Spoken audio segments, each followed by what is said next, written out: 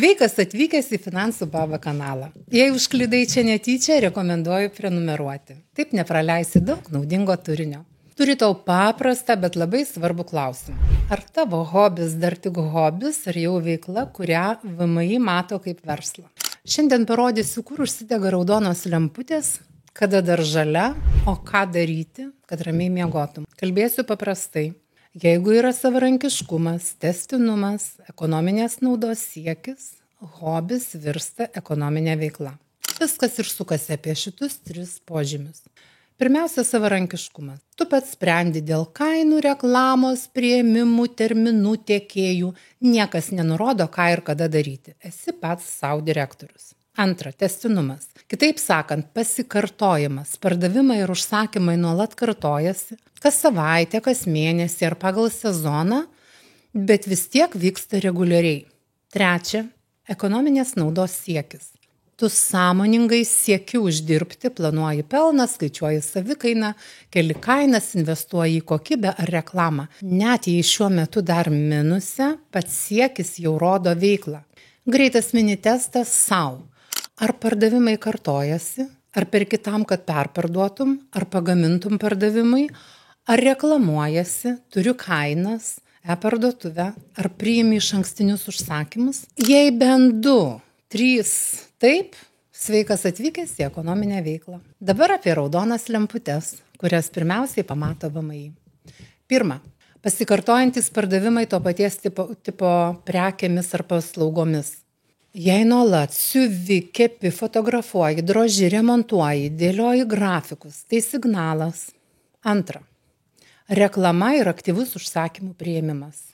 Kainoraščiai, užsisakyk dabar, nuolatiniai istorija su laisvomis datomis, nuorodos į atsiskaitimus, Etsy ir Vinted parduotuvė, užsakymo formos. Tai atrodo kaip verslas. Trečia, pirkimas perpardavimui ir atsargos. Kai perki medžiagas ir prekes su tikslu jas parduoti, laikai sandėlyje, užsakinėja didmenomis, nes čia netyčia pardaviau.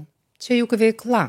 4 lemputė. Platformų ataskaitos vadinamos DAC7. Tokios platformos kaip Vinted, eBay ir panašiai kiekvienų metų pradžioje pateikia VMI informaciją apie pardavėjus, kurie per praėjusius kalendorinius metus peržengė tam tikrus slenksčius. Maždaug 30 sandorių arba apie 2000 eurų. Tai nėra mokesčių riba, tai matomumo riba. VMI tada tiesiog tave pamato. Jei platformai nepateiksi prašomų duomenų, ji gali apriboti išmokėjimus ir ten ar net laikinai blokuoti. 5 lemputė. Elgesys kaip versle. Sutartys, sąskaitos, avansai, tiekėjai, grąžinimo taisyklės, garantijos. Kuo labiau panašu į mikroverslą, tuo aiškiau tai ekonominė veikla. 6. PVM riba. Jei per kalendorinius metus viršiai 45 000 eurų apyvartos, turi registruotis PVM mokėtojų. Net jei tau dar iki šios slenksčio toli, vis tiek verta stebėti augimą iš anksto, kad neatsitrenktum į lubas netikėtai. 7. Socialiniai draudimai. Jei vykdai veiklą ir vis galvoji, kad registruosi ją rytoj ir tai vienintelės tavo pajamas, nekaupi stažo. Na taip, juk nenori mokėti mokesčių ir įmokų, nes moka tik tie, kurie nemoka sukti. Įregistravus individualią veiklą atsiranda GPM, PSD ir VSD prievolės. Tai normalu. Svarbu tik protingai planuoti ir atsidėti pinigų mokesčiams. Čia svarbus niuansas. Mažai parduodu nereiškia mokesčių nėra. Jeigu kartojasi sandoriai, yra reklama, priimi užsakymus, net ir maža apyvarta gali būti laikoma veikla, jeigu atitinki požymius. Todėl geriau sąžiningai įsivertinti, kur dabar esi. Ir susitvarkyti reikalus, kol viskas maža ir paprasta. Trumpa pertrauka su gera naujiena. Kaip įdarbinti pinigus. Jeigu jau tvarkai savo veiklą, metas pasirūpinti ir tuo, kad pinigai tau dirbtų. Aš rekomenduoju pasižiūrėti Financial Lithuanians edukacinius video apie investavimo pagrindus. Ten rasi aiškiai sudėliotus žingsnius, nuo kur pradėti iki rizikos valdymo, mokesčių niuansų ir dažniausių klaidų. Tai ne finansinė rekomendacija, o edukacija, kuri padeda susidaryti savo planą. Kaip formuoti pagalvę, kaip pasirinkti priemonės pagal riziką, kaip sukurti nuoseklų įnašų grafiką. Jeigu nori, po video paliksiu nuorodą aprašyme, Pasižiūrėk ir išsirink temą, kuri labiausiai tinka tavo situacijai. Kad būtų balansas, pakalbėkime apie žalias zonas. Vadinasi, vėl grįžtam prie hobio ir ekonominės veiklos. Kada dažniausiai dar ramu, kada dar žalia, kada galima tiesiog ramiai miegoti. Vienkartinis atsitiktinis pardavimas iš asmeninių daiktų, išsivalai spintą, parduodi kelis naudotus daiktus, kol tai nesistemingai ir nesieki pelno, dažniausiai veiklos registruoti nereikia. Jei parduodi neregistruotą asmeninį turtą kartą per metus, be reklamos, be užsakymų priėmimo, paprastai ramu. Tačiau jeigu pajauti, kad užsisuka, vėl grįžtam prie minėtų 3 požymių. Ir dar, DATS 7 ataskaitos nėra baubas. Pačios ataskaitos nieko neapmokestina, jos tik padidina tikimybę, kad VMI matys tavo aktyvumą. Esmė yra požymiai ir realūs faktai, o ne vien slenksčių išlaikymas. O ką daryti, jei lemputės jau dega? Pirmas žingsnis – registruok individualią veiklą ar galvok apie juridinį vienetą. Čia jau pagal aplinkybės. Registruoti veiklą mano VMI trunka trumpai, pasirenki veiklos rūšį, nurodai, kaip tvarkysi apskaitą ir startuoji tvarkingai.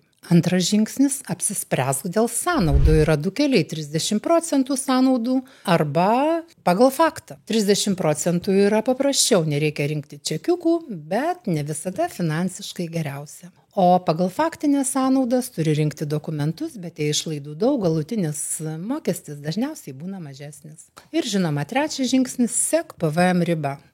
Labai dažna klaida – 45 000 eurų per kalendorinius metus žmogus net nepastebi. Jei matai, kad artėjai, pasiruošk anksčiau, susitark su klientais dėl PVM, peržiūrėk kainodarą, susikurk PVM sąskaitų faktūrų šablonus. Ketvirtas. Nepainiok su verslo liudijimu. Kai kurioms veikloms tinka verslo liudijimas, kitoms tik individuali veikla pagal pažymą. Jei abejoji, pasiklaus. Greitai nupaišysiu skirtumus. 5. Tvarkyk viską sluoksniais. Pajamos, išlaidos, mokesčių rezervas. Aš visada rekomenduoju nuo pelno kas mėnesį atsidėti 20–30% mokesčiams ir sodrai, kad metų pabaigoje nebūtų netikėtumų. Kad būtų dar aiškiau, štai keli gyvi pavyzdžiai. Vinted ar atsirankdarbiai, jei nuolat keli naujus gaminius, priimi užsakymus, turi kainas, tai veikia net jei per mėnesį tik keli šimtai eurų. DATS 7 ataskaitos gali apšviesti tavo profilį, jei peržengsi jų slenksčius, todėl geriau veiklą susitvarkyti iš anksto. Arba pavyzdžiui, fotografas savaitgaliais turi kainyną, sutartis, grafiką. Tai veikla. Registruok individualią veiklą, pasirink sąnaudų modelį, susikurk sąskaitų šabloną, tvarkingai fiksuok pajamų išlaidų žurnalą. Spintos išvalymas kartą per metus, vienetiniai pardavimai be pelno siekio, greičiausiai ne veikla, bet jei užkabina ir pradedi tai daryti sistemingai, sveikas versle. Sugrįžta tie 3 požymiai. Apibendrinant, raudonos lemputės dega tada, kai veiki savarankiškai, nuolat ir su tikslu uždirbti. Jei atpažinai save, geriau tvarkingai įsiregistruok, pasiimk tinkamiausią sąnaudų modelį, stebėk PVM ribą ir ramiai dirbk. Tvarkinga pradžia dažnai sutaupo krūvą laiko, nervų ir pinigų vėliau. Jei šiandien supratai, kad hobis jau slysta į veiklą, parašyk man. Padėsiu nuo registracijos iki mokesčių plano ir papasakosiu, kaip optimaliai susidėlioti sąnaudas bei kainodarą. O jeigu nori asmeninių lempučių testo tavo situacijai, palik komentaruose noriu testo. Ir dar, jei nori, kad tavo pinigai dirbtų, aprašyme rasi nuorodą į Financial Lithuanians edukacinius video. Išsirink temą, susidaryk savo planą ir judėk nuosekliai. Kitame video pasikalbėsim, kada rinktis 30% sąnaudų normą, o kada faktinės išlaidas arba faktinės sąnaudas. Dirbam tvarkingai ir protingai. Kad hobis, jeigu jau virto veikla, neštų ramybę ir pelną, o ne galvos skausmą. Iki kitų kartų.